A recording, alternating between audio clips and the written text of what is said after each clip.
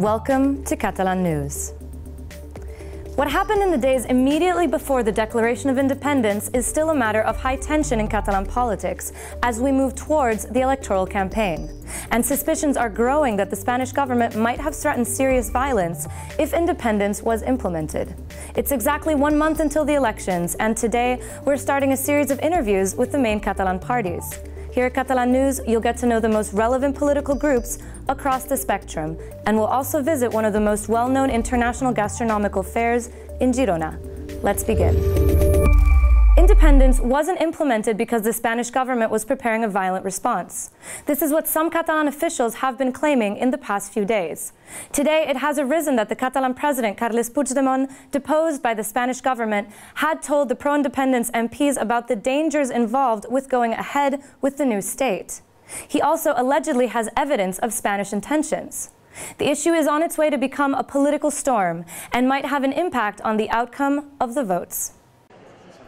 How the events in the run-up to the Declaration of Independence unfolded is set to become a top issue of the electoral campaign.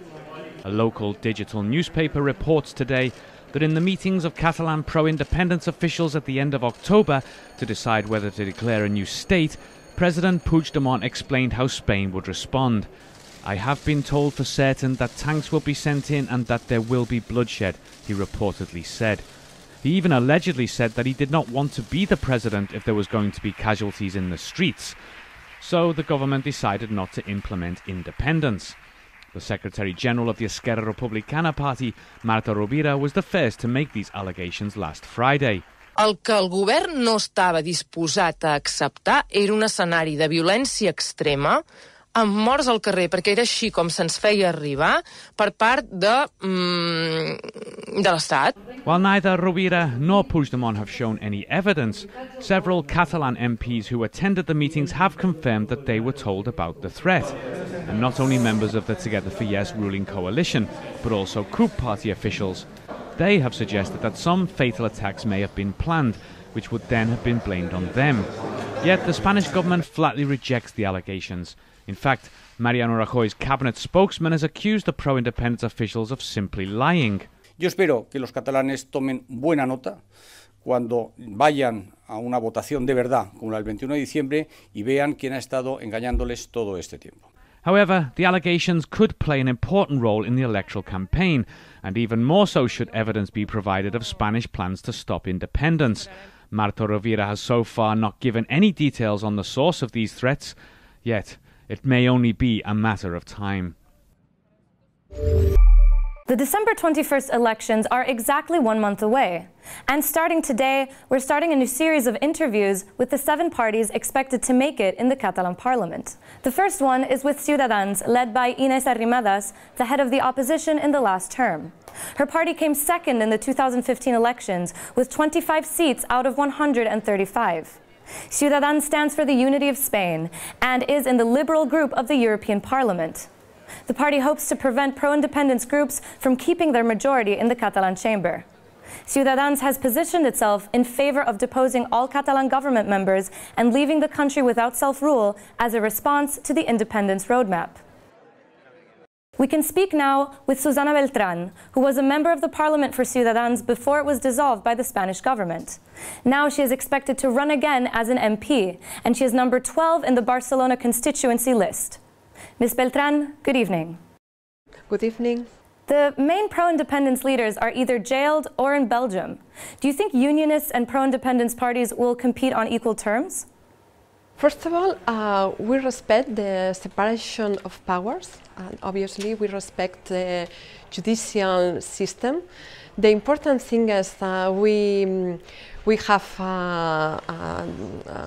democratic normality in next regional elections. There is normal regional elections, and we have to work for a new perspective, for creating a new government, a great opportunity for having a new government, non-nationalist, thinking in all citizens, and this is a great opportunity. This is a normal electoral, autonomic electoral issue. Several anti-independence demonstrations have been followed by rallies organized by far-right groups with people carrying fascist symbols. Do you think this harms your party's image? First of all, we condemn all forms of violence. We don't like violence. We don't like violence in anti-separatist rallies or pro-separatist rally. We don't like, and we condemn all kind of violence. The important issue, instead of this, we think the important issue that a lot of people went to the street for telling that we want to respect the rule of law. We want a new opportunity for having a new constitutional Catalan government, and we think that this is important. And do you think indoctrination explains the rise of pro-independence parties in Catalonia? So then, how did your voters or unionist voters evade it? Education is paramount in every society, in Catalan society as well. We want neutral schools without any political ideology. And we expect after these elections, we will have a new government thinking in reaching neutral schools and without any kind of ideology. Thanks for being with us. Thank you very much. Pleasure. Ciutadans will be one of the parties with all their leaders campaigning as usual. But that might not be the case of Together for Catalonia and Esquerra Republicana. Both tickets now include candidates that are jailed in Madrid prisons. Most imprisoned officials have made a request this week to be released, but it's not clear if they'll succeed before December 21st. Catalan politics have been mixed with judicial cases for years, and the upcoming electoral campaign won't be an exception. There are only 2 weeks before the electoral campaign begins in Catalonia, and members of the government, imprisoned since November 2 for declaring independence, are asking to be released so they can run as free candidates. In the past couple of days, jail ministers have appealed to the National Court judge to withdraw the prison without bail she imposed as a precautionary measure. The lawyers of some ministers argue their defendants have abided by Article 155, that is, the article of the Constitution triggered by the Spanish government to dismiss the entire executive and call new polls. Other ministers, though, have not made it clear whether they have abided by Article 155 or not. What they have stated is that no political decisions were made by cabinet members after their dismissal, meaning they did not contravene the law. Yet the decision could end up being taken out of the hands of the National Court, that is, if the Supreme Court takes over the case against the Catalan government and civil society leaders Jordi Sánchez and Jordi Cuixart. Both courts today shared information on the cases. However, the Spanish Attorney General is opposed to the move in one of the first decisions by prosecutor Luis Navajas, who has provisionally taken over the responsibilities of the late Spanish Attorney General Manuel Maza, who passed away on Saturday. Spanish official attended Maza's funeral chapel today.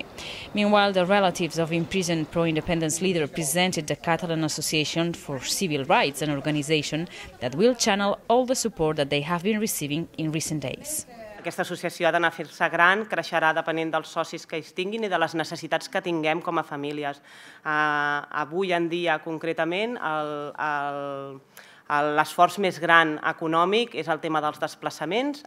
The funds will be used to support imprisoned Catalan leaders. For instance, they will pay for family members to visit either Madrid or Belgium, where President Carles Puigdemont and 4 other ministers still await a decision on their extradition.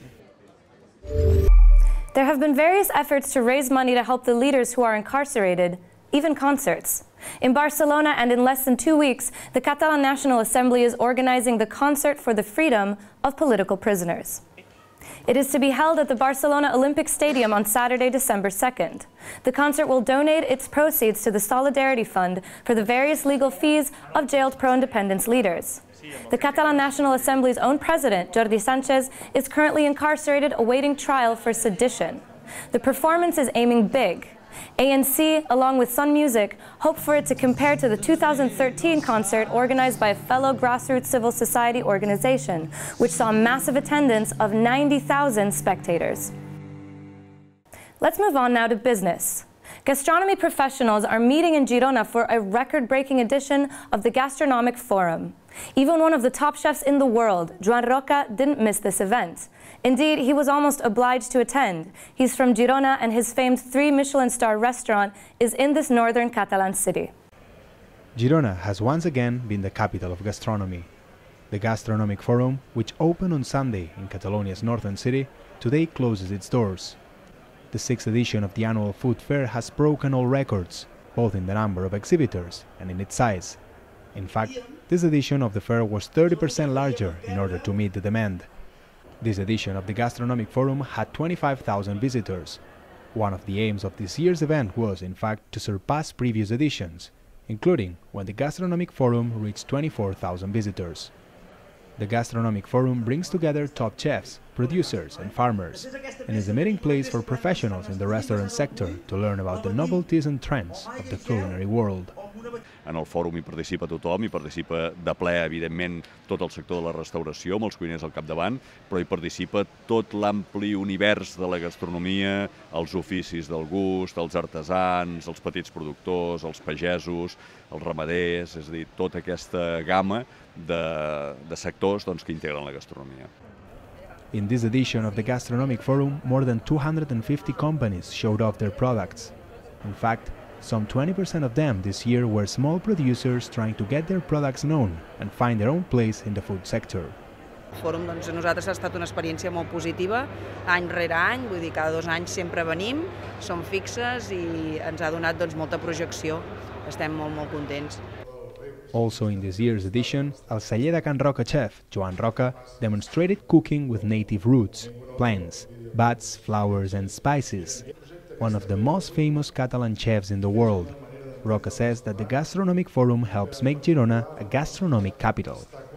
Això reforça la capitalitat que té Girona com a un espai gastronòmic de primer nivell internacional.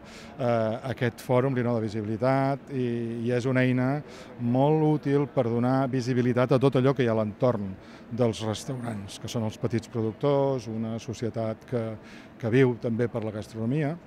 Just before Roca's demonstration, one of the most emotional moments of the fair took place. Homage to Pere Tapias, the musician and food expert who died almost a year ago. The Gastronomic Forum has become an important event for the gastronomy sector. Yet, it is also important for the city of Girona, which the fair has helped establish as a global capital of gastronomy. Today, we also learned some good news about Catalan exports and industry. In fact, exports in Catalonia broke all records in September. Export sales reached 6 billion euros, an increase of more than 5% compared to the same month last year. So far in 2017, Catalonia has already exported goods for 52 billion.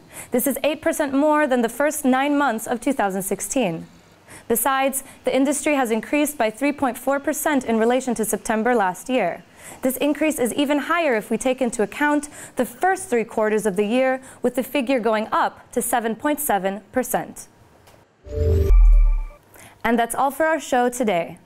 But before we go, we leave you with a new exhibit in Barcelona that merges photography and music. It's perfect for anyone who's ever wondered about the stunning pictures on albums by the Beatles, Björk, John Coltrane, and the Velvet Underground. It's open until March 11th at the Foto Colectania, and it displays 250 pieces. Thanks for watching, and see you tomorrow.